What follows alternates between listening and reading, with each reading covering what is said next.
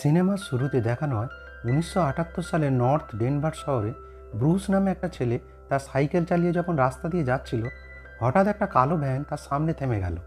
এরপর ভ্যানটার ভিতর থাকা কেউ একজন তাকে অপহরণ করে নিয়ে চলে যায়। আসলে ওই শহরে একটা পাগল অপহরণকারী ছিল, যে ছেলেদের ধরে নিয়ে যেত এবং তাদের মেরে ফেলত। সকল ওই অপহরণকারীর নাম দিয়েছিল গ্র্যাবার। ওই শহরে ফিনি নামে একটা ছোট ছেলে ছিল। সে তার বাবা আর বোন গোয়েনের সঙ্গে থাকতো। তার মা মারা গেছে, আর তার বাবার ব্যবহার ভালো লাগতো না তাদের, কারণ তার বাবা অনেক মদ্যপান করত আর ছেলে মেয়েদের সঙ্গে খারাপ আচরণ করত। এরপর দেখানো হয় ফিনি যখন স্কুলে গিয়েছিল, তখন কিছু ছেলে তাকে খুব বিরক্ত করছিল। তখনই রবিন নামে একটি ছেলে এসে ফিনিকে তাদের হাত থেকে বাঁচায় এবং তার ভয় বাকি ছেলেগুলো পালিয়ে যায়। তারপর সেই ছেলেটা বলে, আমি অঙ্ক ভালো করতে পারি না, তুমি কি আমাকে শেখাবে? ফিনি বলে, হ্যাঁ অবশ্যই। পরে তারা খুব ভালো বন্ধু হয়ে যায়। তারপর দুজন অফিসার ফিনি স্কুলে আসে ব্রুসের অপহরণের ব্যাপারে তদন্ত করতে। তারা ফিনির বোন গোয়েনকে ডাকে আর জিজ্ঞেস করে, তুমি কিভাবে জানলে যে অপহরণকারীদের কাছে কালো বেলুন আছে? আসলে ওই অপহরণ করা ছেলেটি ব্রুসের বোন গোয়েনের ক্লাসে পড়ে। গোয়েন ব্রুসের বোনকে বলেছিল যে যে লোকটা তোমার ভাইকে অপহরণ করেছে তার কাছে অনেক কালো বেলুন ছিল। অফিসাররা তাই গোয়েনকে বলল, হ্যাঁ তুমি ঠিকই বলেছ, যে জায়গা থেকে ছেলেটা হারায় সেখানে কালো বেলুন পাওয়া গেছে। কিন্তু তুমি এটা কি করে জানলে? তুমি কি সেখানে ছিলে? গোয়েন বলল, না, আমি স্বপ্নে দেখেছি। এখানে আমরা বুঝতে পারি ফিনির বোন গোয়েনের একটি ক্ষমতা আছে, যার মাধ্যমে সেই স্বপ্নে সেই ঘটনাগুলি অনেক আগে থেকেই দেখতে পেত, যেগুলি পরে ঘটতে চলেছে। অফিসাররা গোয়েনের কথাটা পুরোপুরি বিশ্বাস করতে পারে না, তাই তারা গোয়েনের বাবার কাছে জিজ্ঞাসাবাদ করতে যায়। এরপর যখন গোয়েন বাড়ি ফেরে, তখন তার বাবা তাকে খুব বকাবকি করতে লাগলো এবং মারতে লাগলো। তার বাবা বলল, তুমি অফিসারদের কেন বললে যে তুমি অপহরণকারীর সঙ্গে কালো বেলুন দেখেছো? গোয়েন বলল, আমি দেখেছি, আমি এটা স্বপ্নেই দেখেছি। তখন তার বাবা বলল, ও, এখন তুমিও তোমার মায়ের মতন স্বপ্ন দেখতে শুরু করেছো। মনে রাখবে, স্বপ্ন কখনো সত্যি হয় না, আর এখন থেকে তুমি আর কারো কাছে তোমার স্বপ্নের কথা বলবে না। এখানে আমরা বুঝতে পারি যে গোয়েনের মায়ের কাছেও ওই স্বপ্ন দেখার ক্ষমতা ছিল। এখন ফিনি আর তার বোন গোয়েন তাদের বাবার এই আচরণ নিয়ে খুব চিন্তিত ছিল, কারণ সে সবসময় তাদের সঙ্গে খারাপ ব্যবহার করত। এরপর দেখা যায় ফিনির নতুন বন্ধু রবিনের সামনেও একটা কালো ভ্যান এসে দাঁড়ায়, আর ভ্যান থেকে রবিনকে অপহরণ করে নিয়ে চলে যায়। এখন যেহেতু অপহরণকারী রবিনকে ধরে নিয়ে গেছে আর স্কুলে ফিনিকে বাঁচানোর জন্য কেউ ছিল না, তাই বদমাস ছেলেগুলো আবার ফিনিকে বিরক্ত করতে শুরু করে। তখনই ফিনির বোন গোয়েন এসে বদমাস ছেলেদের হাত থেকে ফিনিকে বাঁচায়। এরপর গোয়েন ফিনিকে বাড়ি ফিরে যেতে বলে আর বলে যে সে তার বন্ধুর বাড়িতে যাচ্ছে আর রাতটা ওখানেই থাকবে। ফিনি যখন একা বাড়ি ফিরছিল, তখন সে সামনে সেই একই কালো ভ্যান দেখে, যেটাতে অপহরণকারী বাচ্চাদের তুলে নিয়ে যায়। একজন লোক ভ্যানের নিচ থেকে কিছু জিনিস তুলছিল। সে ফিনির কাছে সাহায্য চাইল। যখন ফিনি তাকে সাহায্য করতে যায়, তখন ওই লোকটি ভ্যান থেকে অনেক কালো বেলুন বার করলো আর ফিনিকে অজ্ঞান করে ভ্যানে তুলে নিয়ে চলে যায়। ফিনি পরে যখন চোখ খোলে, সে দেখলো সে একটা অন্ধকার ঘরে আছে। এদিকে অপহরণকারীটা ভয়ঙ্কর একটা মুখোশ পরে ফিনির কাছে আসে, যাকে সকলে গ্র্যাবার নামে চিনত। গ্র্যাবার বলে, ভয় পেও না, আমি তোমাকে কিছু করব না। তারপর এই বলে সে চলে যায়। এরপর ফিনি ওই ঘরে দেখতে পায় একটা কালো ফোন, একটা জানলা আর একটা টয়লেট আছে, কিন্তু কালো ফোনটা তার কাটা ছিল, তাই কাজ করছিল না। আসলে ওই ঘরটা একটা বেসমেন্ট ছিল, আর ফিনি ভাবছিল সে কি করে ওখান থেকে পালাবে। এখন হঠাৎ ফোনটি বেজে ওঠে আর সে ভয় পেয়ে যায় আর অবাক হয় যে তার কাটা সত্ত্বেও ওই ফোনটিতে কেউ ফোন করতে পারছে কিভাবে। ফিনি কালো ফোনটি কানে ধরলেও কারো আওয়াজ শুনতে পায় না। ঠিক তখনই গ্র্যাবার এসে বলে, ফোনটা খারাপ, তাই কারো কাছে সাহায্য চেয়ে কোনো লাভ নেই। এবং গ্র্যাবার নিজেও মাঝে মাঝে এই ঘরে ফোনের আওয়াজ শুনতে পায়, হয়তো তার কোনো মনের ভুল। তাই সে ফিনিকে ফোনটা রেখে দিতে বলে, কারণ ফোনটা অনেক বছর ধরে খারাপ হয়ে পড়ে আছে। গ্র্যাবার ফিনিকে আরও জানায় যে এই ঘরটাও সাউন্ড প্রুফ, তাই চিৎকার করলেও কোনো আওয়াজ বাইরে কেউ শুনতে পাবে না। এই বলে গ্র্যাবার চলে যায়।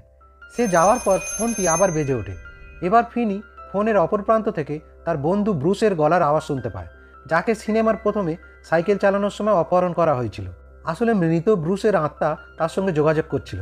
ব্রুসের আত্মা ফিনিকে বলে যে মাটিতে একটা টাইলস আছে, সেটা তুলে ফেলো আর ওখান থেকে খুঁড়ে একটা সুড়ঙ্গ তৈরি করো, যাতে তুমি সহজে পালাতে পারো। কারণ ব্রুসও ওখান থেকে মাটি খুঁড়ে পালাবার চেষ্টা করেছিল, কিন্তু সময় কম থাকার জন্য সে এতে সফল হয়নি। ফিনি আর দেরি না করে সেখান থেকে খুঁড়তে শুরু করে। সে অনেক মাটি বের করে এবং তারপর সেটাকে কমোডে ফেলে দেয় এবং উপরে জল ঢেলে দেয়, যাতে গ্র্যাবার কিছু খুঁজে না পায়। একই রাতে ফিনির বোন গোয়েন একটা স্বপ্ন দেখে, যেখানে সে গ্র্যাবার ও তার ভাইকে একসাথে ওই ঘরটিতে দেখে। অন্যদিকে গ্র্যাবার ফিনির জন্য খাবার নিয়ে আসে আর দরজা খোলা রেখে চলে যায়। এই সুযোগে ফিনি যখন ওই খোলা দরজা দিয়ে বেরোতে যাবে ঠিক তখনই আবার ফোনটা বেজে ওঠে। তাই সে আর না বেরিয়ে ফোনটা গিয়ে ধরে। এখানেই আমরা ওই ছেলেটির আত্মাকে দেখি যে গ্র্যাবারের হাতে প্রথম অপহরণের পর মারা গিয়েছিল।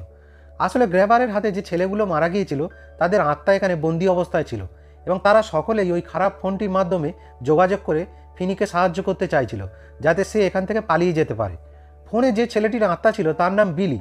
সে বাড়ি বাড়ি খবরের কাগজ দিত। তার আত্মা ফিনিকে উপরে যাওয়া থেকে বাধা দিচ্ছিল, কারণ গ্র্যাবার দরজা ইচ্ছে করে খুলে রেখেছে যাতে সে উপরে উঠে যায় আর সে তাকে মারতে মারতে শেষ করে দেবে। কারণ এই একই ঘটনা এই মৃত ছেলেটির সাথে ঘটে গেছে। এখন ওই মৃত ছেলেটির আত্মা বলে, আমি এখানে একটা দড়ি লুকিয়ে রেখেছি, সেটা ব্যবহার করে তুমি জানলা পর্যন্ত পৌঁছাতে পারো আর সাহায্য চেয়ে ডাকতে পারো। ফিনি দড়িটা পেয়ে গেল কিন্তু জানলার কাছে যেতে পারল না। অন্যদিকে গোয়েন তার বাবাকে তার স্বপ্নের কথা জানায় আর বলে সে সেই অপহরণকারীকে দেখেছে। সে একটা ভয়ঙ্কর মুখোশ পড়েছিল আর আমি জানি ও কোথায় ফিনিকে লুকিয়ে রেখেছে। ফিনির বাবাও তার ছেলের জন্য চিন্তিত ছিল, তাই সে তার মেয়ের সাথে মিলে ফিনিকে খুঁজতে রাজি হলো।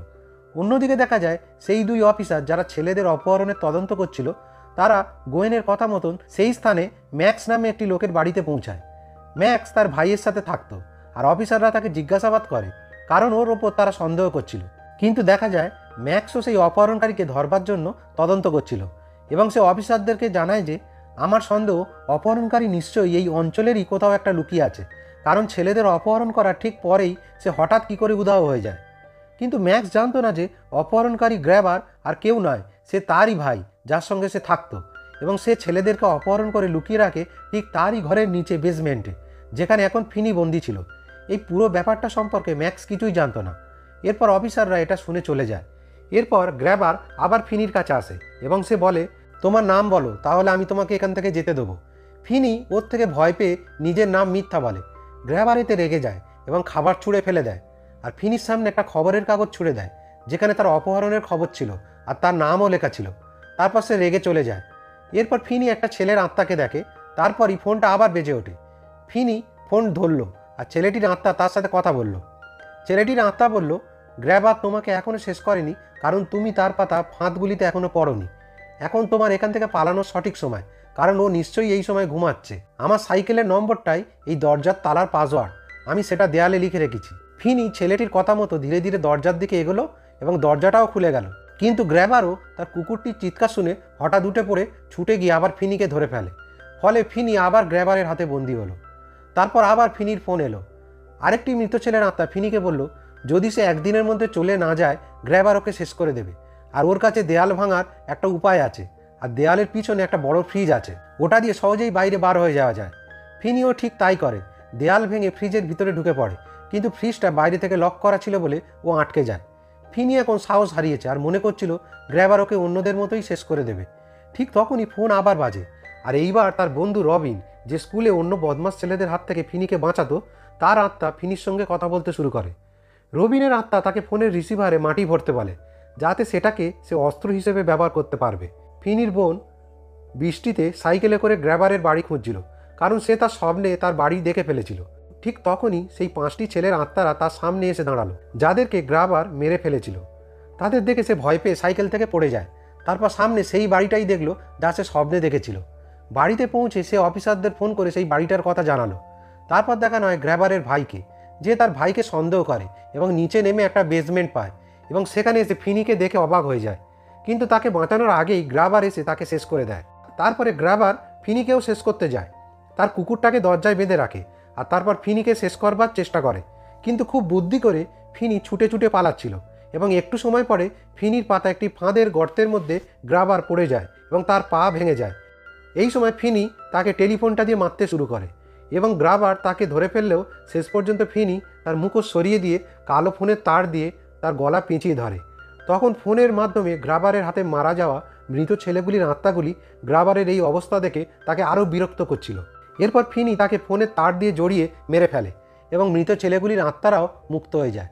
কিন্তু তবুও ফিনি বের হতে পারছিল না, কারণ দরজায় গ্র্যাবারের কুকুরটা বাঁধা ছিল। অন্যদিকে তার বোন অফিসারদের সেই বাড়িটাই নিয়ে আসলো, আর অফিসাররা যখন ফিনির বোনের কথা শুনে বাড়িতে পৌঁছলো, ওরা অনেক মৃতদেহ পেল যাদেরকে গ্র্যাবার মেরে ফেলেছিল। অন্যদিকে ফিনি কুকুরটার সামনে দেওয়াল ভাঙা ফ্রিজ থেকে আনা মাংসের টুকরো ছুঁড়ে দিল, যার কারণে সে পথ ছেড়ে চলে যায়। আর ওই দরজার পাসওয়ার্ড জানার ফলে দরজাটা খুলে ফিনি বাইরে বেরিয়ে আসে। বাইরে বেরিয়ে সে অনেক পুলিশের গাড়ি দেখে। এখানে আমরা জানতে পারি গ্র্যাবারের দুটি বাড়ি ছিল, একটায় সে ছেলেদের মৃতদেহগুলি রাখতো আর অন্যটায় সে ছেলেদেরকে আটকে রাখতো। অফিসাররা ফিনির খোঁজ পায়নি, কারণ দুটি বাড়ি একে অপরের সামনে ছিল এবং অফিসাররা অন্য বাড়িতে ঢুকেছিল। এখন ফিনির বাবা তার সন্তানদের কাছে ক্ষমা চায় আর বলে যে এখন থেকে সে আর কোনো ভুল করবে না। তারপর ফিনি স্কুলে যায় আর সবাই ওকে লক্ষ্য করে, কারণ সে এখন বিখ্যাত হয়ে গেছে, কারণ ও গ্র্যাবারের মতন এক ভয়ঙ্কর অপরাধীর হাত থেকে বেঁচে ফিরেছে এবং তাকে শেষও করে দিয়েছে। ফিনি এখন পুরোপুরি বদলে গেছে, সে আর আগের মতন ভীতু এবং দুর্বল নয়, এবং সিনেমাটিও এখানেই শেষ হয়।